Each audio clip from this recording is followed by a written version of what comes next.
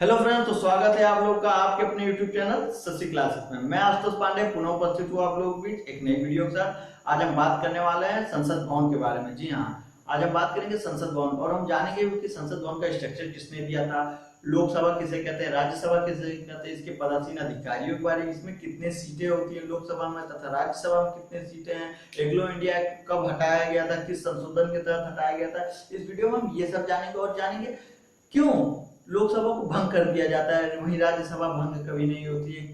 इस वीडियो में भी चलिए बढ़ते हैं वीडियो को। वीडियो में बढ़ने से पहले मेरी आपसे एक छोटी सी रिक्वेस्ट है, हाथ जोड़कर अगर आप हमारे चैनल पर नए हो तो चैनल को सब्सक्राइब करें और अगर वीडियो आपको पसंद आए तो वीडियो को लाइक करें, ज्यादा से ज्यादा शेयर करें, क्योंकि कहा जाता है विद्या ददाति विनयम, विद्या बांटने से ही बढ़ती है।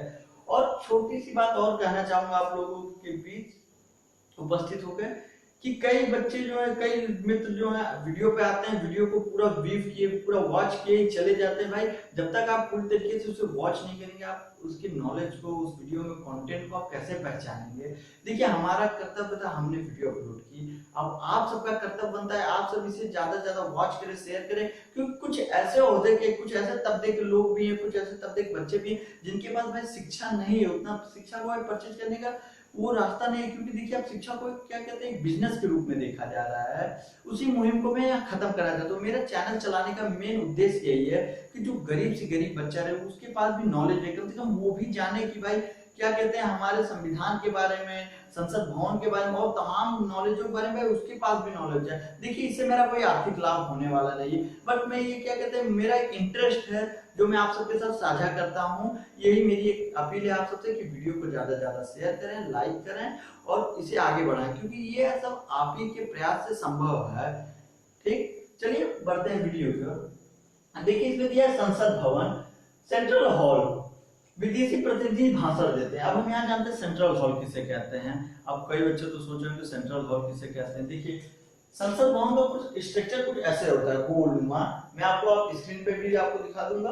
देखिए, उसका स्ट्रक्चर गोलनुमा होता है। यहाँ पर लोकसभा होती है, ये हमारी राज्यसभा है, ये लाइब्रेरी, संसद भवन में लाइब्रेरी होती है, ठीक है। और यहाँ पे जो बीच में जो सेंटर में जो दिया होता है वो क्या होता है, हमारा क्या, सेंट्रल हॉल, ठीक है। यहीं पे जब किसी देश के विदेशी प्रतिनिधि जब हमारे देश आते हैं तो वो यहीं पे अपना भाषण देते हैं, ना कि लोकसभा में, राज्यसभा में, ना लाइब्रेरी में, वो सेंट्रल हॉल में ही अपना भाषण देते हैं, ठीक है। मैं आपको बता दिया सेंट्रल हॉल किसे कहते हैं, अब आप समझ गए। अब यहाँ पे मैं आपको बता दूं संसद भवन का निर्माण किसने किया था या यूके उसका स्ट्रक्चर किसने दिया था। देखिए, उसका स्ट्रक्चर जो था एडविन लुटियस और एवं हर्बर्ट बेकर ने दिया था, ठीक है। आप समझ गए उनका स्ट्रक्चर किसने दिया था। और मैं आपको बता दूं हमारा जो संसद भवन में, इसमें जो क्या कहते हैं पायों की संख्या है, जो स्तंभों की संख्या है वो 144 स्तंभ, वो भी ग्रेनाइट से बने हुए, ग्रेनाइट पत्थर से बने हुए 144 स्तंभों पे क्या कहते हैं हमारी पूरी संसद भवन टिकी हुई है, ठीक। आपने कभी ये सोचा था कि हमारी संसद भवन किस पे टिकी हुई है, उसमें कितने स्तंभ है? तो मैं आपको बता रहा हूँ 144 स्तंभ है। तो चलिए देखते हैं। मैंने आपको बता दिया संसद का निर्माण किसने किया था, एडविन लुटियस एवं हर्बर्ट बेकर ने इसका स्ट्रक्चर दिया था। अब देखिए, संसद में भाषण देने वाले विदेशी प्रतिनिधि, मैंने आपको बताया विदेशी प्रतिनिधि जो आते हैं, विदेशी प्रतिनिधि किसे कहते हैं। जैसे मान लीजिए अमेरिका के राष्ट्रपति आ गए तो वो विदेशी प्रतिनिधि है ना भाई, तो वो कहाँ पर देंगे, वो सेंट्रल हॉल में अपना भाषण देंगे। जैसे ओबामा आए थे तो वो आए, लेकिन भाई हैदराबाद में दिए थे अपना। तो यहाँ पे मैं आपको बता दूं, देखिए यहाँ पे जो आएंगे वो सेंट्रल हॉल में देंगे। देखिए, संसद भवन में भाषण देने वाले विदेशी प्रतिनिधि जो आए थे, देखिए क्या थे, डीडी आइंजन हावर्ड जो आए थे 1959 में आए थे हमारे भारत में, वो भी सेंट्रल हॉल में उन्होंने क्या कहते हैं अपना भाषण दिया। इसी क्रम में जीवी कार्टर आए थे 1978 में, उन्होंने अपनी अपना भाषण क्या कहते हैं सेंट्रल हॉल में दिया था। अब इसी में आते बिल क्लिंटन आए थे, ये हमारे 2000 में आए थे, 2000 में, सन 2000 में आते इन्होंने भी अपना भाषण दिया था। और देखिए आए थे बाराक ओबामा जो 2010 में आए थे, इन्होंने भी अपना भाषण कहाँ दिया था, सेंट्रल हॉल में। आप समझ गए, कोई भी विदेशी प्रतिनिधि आएगा वो कहाँ, संसद भवन के किस कोने में अपना, किस जगह अपना भाषण देगा, वो सेंट्रल हॉल में ही अपना भाषण देगा। अब चलिए देखते हैं संसद का सत्र, अब देखिए ये हर बार प्रतियोगी परीक्षाओं में पूछा जाता है संसद के कितने सत्र हैं। अगर संसद का भाग पूछेगा तो संसद के 3 भाग हैं, लोकसभा तथा राज्यसभा, राष्ट्रपति। मैंने एक वीडियो इससे पहले अपलोड कर दी अपने चैनल पे, जिसका नाम है पार्लियामेंट ऑफ इंडिया, ठीक है, पार्लियामेंट ऑफ इंडिया, भारत की संसद, ठीक है। उसमें मैंने आपको वहां पे मैंने बताया लोकसभा तथा राज्यसभा के बारे में, इनका गठन कब हुआ था, इनकी प्रथम बैठक कब हुई थी, और क्या कहते हैं कितनी सीटें लोकसभा में है, कितनी राज्यसभा में, मैंने सब डिस्क्राइब कर दिया था। उसका लिंक डिस्क्रिप्शन बॉक्स में आप जाके उसे चेक भी कर सकते हैं। तो देखिए संसद का मुख्य 3 सदन है, क्या कहते हैं सत्र होता है। देखिए सदन की बात की जाए तो सदन हमारे 2 होते हैं, निम्न सदन तथा उच्च सदन। ये वीडियो, ठीक है, मैंने आपको उस वीडियो में बताया निम्न सदन तथा उच्च सदन।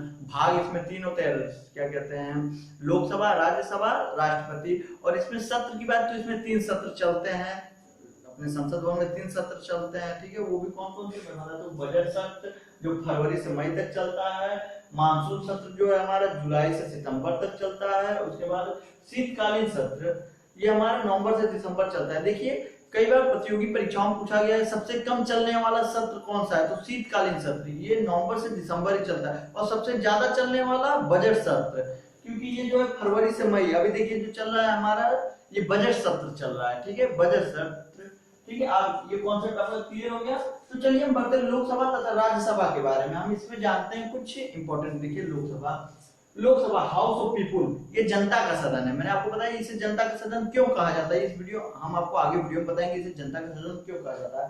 हाउस ऑफ पीपुल हो गया, ये प्रथम सदन है, ठीक है, ये प्रथम सदन है। और ये अस्थायी, मैंने आपको बताया ये लोकसभा भंग की जा सकती है, लोकसभा भंग होती है, इसलिए अस्थायी सदन है। युवाओं का सदन, ये युवाओं का सदन है भाई, जो जनता के बीच नया, मान लीजिए मैं हूँ या आप ही हैं, खड़े हो गए भाई एमपी पद पे, चलो भाई अब तो हम बनेंगे भाई, एमपी बनेंगे, जनता ने हमारा सपोर्ट किया, हमको हमारा साथ दिया, हम एमपी बन गए, तो भाई युवा है ना, ये युवाओं का सदन है। और यहाँ पे जनता का सदन है, जनता ही साथ दे रही, तो ये जनता का सदन। अब यहाँ हम लोग राज्यसभा के बारे में देखते हैं। राज्यसभा काउंसिल ऑफ पीपुल, ठीक है, ये राज्यसभा हो गई। ये दूसरा सदन है, ये क्या कहते हैं संसद भवन का दूसरा सदन है। और ये अस्थायी सदन है, और क्या कहते हैं ये बड़ों का सदन है, देख लीजिए। और ये चर्चित लोगों का, अब हम जानते हैं चर्चित लोग किसे कहते हैं, और एक स्ट्रक्चर के हिसाब से देखते हैं कि क्या कहते हैं सदन के बारे में, ठीक। चलिए देखते हैं चर्चित लोग स्ट्रक्चर। देखिए लोकसभा का, मैंने यहाँ पे देखिए लोकसभा का स्ट्रक्चर बना दिया है। लोकसभा में अधिकतम सदस्यों की संख्या कितनी होती है, 552। इसमें 550 राज्य स्टेट, अपनी स्टेट और केंद्र शासित प्रदेश क्या कहते हैं चुनते हैं, अपने एमपी को चुनते हैं, और तो क्या कहते हैं राष्ट्रपति द्वारा क्या कहते हैं मनोनीत किए जाते हैं, ठीक है। मैंने बताया था पिछली वीडियो में, मैंने आपको बता दिया था ये बात। अब देखिए यहाँ पे 2 एग्लो इंडियन, दूसरे यहाँ पे एग्लो इंडियन किसे कहते हैं, जिनकी माता क्या कहते हैं भारत की हो या फिर उस राज्य क्या उस देश की हो, अपने देश की हो, और पिता जो है पिता का संबंध अमेरिका से या मतलब विदेशी राज्य से हो।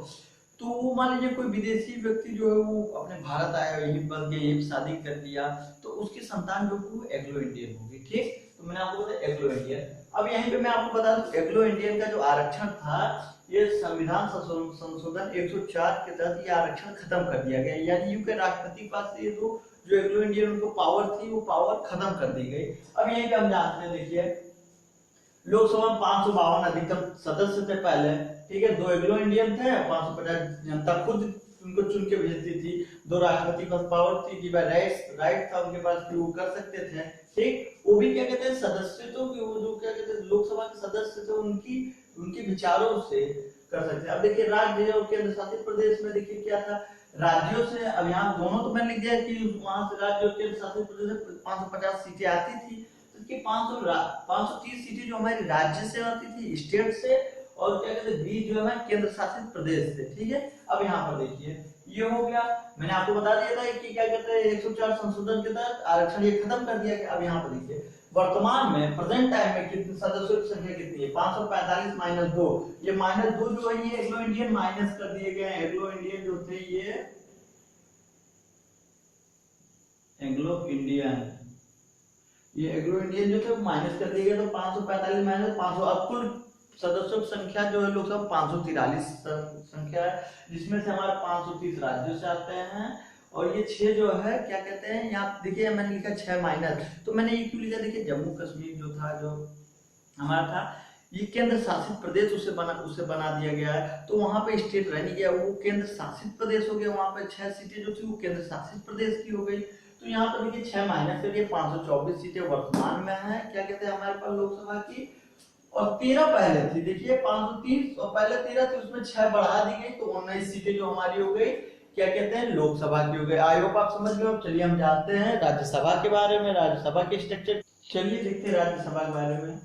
देखिए राज्यसभा जो हमारे यहाँ पर है क्या कहते हैं राज्यसभा, राज्यसभा। अब देखिए हमारे राज्यसभा में टोटल कितने क्या कहते हैं पदासीन अधिकारी हैं, हम इसमें ये जान लेते हैं। अधिकारी के सदस्यों को यहाँ पर टोटल 250 सदस्य, कितने यहाँ अधिक से अधिक जो है हमारे 250 सदस्य होते हैं, ठीक है। अब देखिए 250 सदस्यों में 338 सदस्य जो होते हैं राज्य और केंद्र शासित प्रदेशों से, भाई उनका क्या कहते हैं उनको बहुमत से आते हैं, ठीक है। अब यहीं पर हमारे 12 जो सदस्य होते हैं वो राष्ट्रपति द्वारा मनोनीत किए जाते हैं। देखिए मनोनीत करने का मतलब ही नहीं, मैंने आपको बताया लोकसभा में तो 2 एंग्लो इंडियन को मनोनीत करते थे, ठीक है। अब मनोनीत यहाँ राज्यसभा चलिए, तो राज्यसभा मनोनीत करने का ऐसा मतलब ये नहीं कि किसी को भी उठा के यहाँ पे मनोनीत कर ले हमको, ना, वो 3 से 4 विभाग से ही मनोनीत करते हैं। देखिए पहला क्या कला विज्ञान से आप होना चाहिए, चाहे साहित्यिक से, और क्या कहते हैं चाहे समाज सेवी। आप ये अगर आपके अंदर ये खूबियां, आप समाज सेवी हैं तो आपको भी भाई राष्ट्रपति मनोनीत कर सकते हैं। अगर आप कला विज्ञान से हैं तो आपको तब भी मनोनीत कर लेंगे, ठीक है। इस हिसाब से देखिए जैसे हमारे अरुण जेटली थे क्या कहते हैं इन सबको मनोनीत ही एक बार में ये क्या कहते हैं मनोनीत करके तो इन्हें बनाया गया था। अब यहाँ पे देखिए वर्तमान सदस्य, अब देखिए वर्तमान सदस्य के लिए 233 वर्तमान सदस्य हैं, 12 राष्ट्रपति द्वारा, मैंने आपको बताया राष्ट्रपति द्वारा चुने जाते हैं, यही हमारे हैं। अब चलिए देख लेते हैं लोकसभा एवं राज्यसभा के बारे में।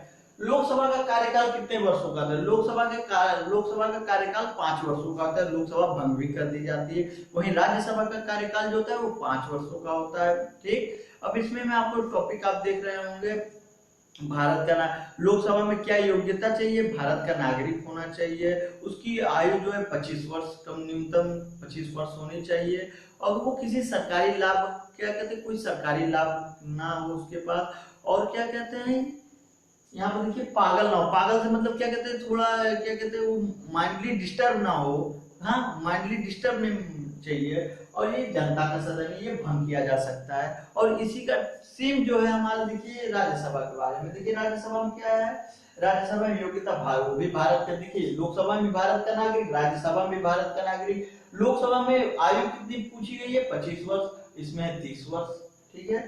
इसमें भी सरकारी लाभ नहीं चाहिए, यहाँ पे भी कोई सरकारी लाभ नहीं चाहिए। यहाँ पे देखिए पागल ना हो, उसमें भी पागल ना हो, पागल मतलब कोई मेंटल ना हो, हाँ भाई मेंटल ले बढ़ जाएगा तो समझ सकते हैं हिला देगा पूरे देश को ही, तो पागल ना हो। शिक्षितों का, ये देखिए ये जनता का सदन, ये शिक्षितों का, मैं आपको वीडियो में आगे बताऊंगा शिक्षित इसमें क्यों कहा गया है और ये जनता का सदन क्यों है, यही इसमें बहुत ही इंपॉर्टेंट और बहुत ही महत्वपूर्ण या इंटरेस्टिंग बातें हैं जिस वीडियो में। देखिए शिक्षितों में ये भंग नहीं किया जा सकता। अब चलिए जानते हैं भंग नहीं किया जाए, छोटे से स्ट्रक्चर के रूप में हम समझ लेते हैं, वीडियो काफी लंबा ना हो इसलिए आपको स्ट्रक्चर के रूप में मैं आपको ये प्रोवाइड कर रहा हूँ। चलिए देख लेते हैं स्ट्रक्चर के रूप में। देखिए स्ट्रक्चर, देखिए लोकसभा का वर्णन आर्टिकल 81 में किया गया और राज्यसभा का वर्णन क्या है आर्टिकल 80 में किया गया है। किसमें आर्टिकल 80 में किया गया, इसका 81 में किया गया है। तो देखिए इसका चुनाव प्रत्यक्ष चुनाव होता है, जनता भाग लेती है। देखिए क्या कहते हैं लोकसभा में जनता भाग लेती है भाई, वो एमपी को स्वतंत्र चुनती है, वो बैठाती मेंबर ऑफ पार्लियामेंट उनको भेजती है। प्रत्येक चुनाव होता है, जनता भाग ले। सदस्यों का चुनाव 5 वर्ष का कार्यकाल होता है, सदस्यों का जो चुनाव होता है उनका कार्यकाल 5 वर्ष होता है, मैंने आपको बता दिया था।